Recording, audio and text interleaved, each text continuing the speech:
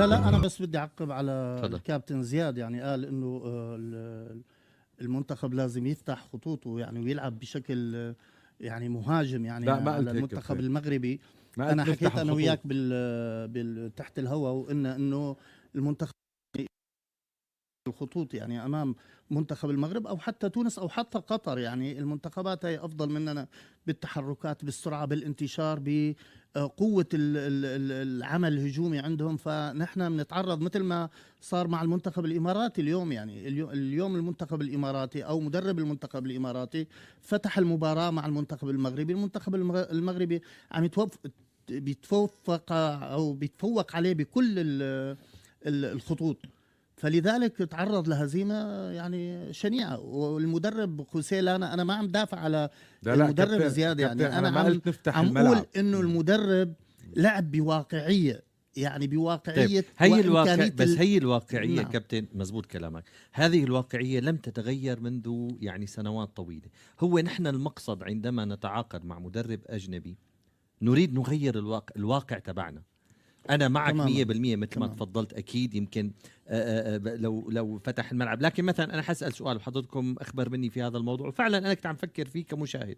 يعني اليوم نحن أكلنا جول من المغرب.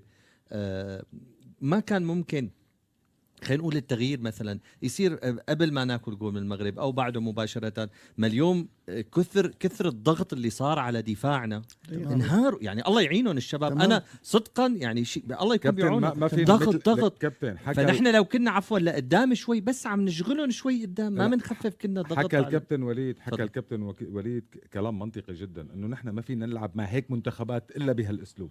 ولكن انا اللي حكيته ما حكيت نفتح الملعب، حكيت انه نشوف شكل لك يا اخي بس بالشوطين خلال 90 دقيقه هجمه او هجمتين. يعني احنا اليوم ما نهاجم، يعني نازلين بس لحتى ندافع بكل مباراه، ما في عندنا هجوم مرتد.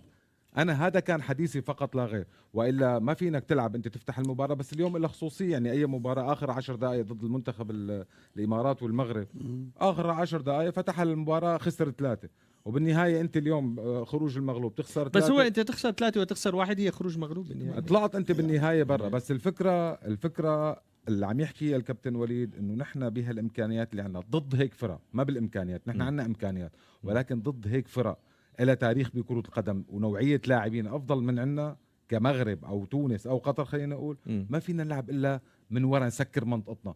بس بنفس الوقت كابتن وليد انا اللي عم احكي انه سكرت منطقتك. طيب اخذت الطابه شو بدك تعمل فيها؟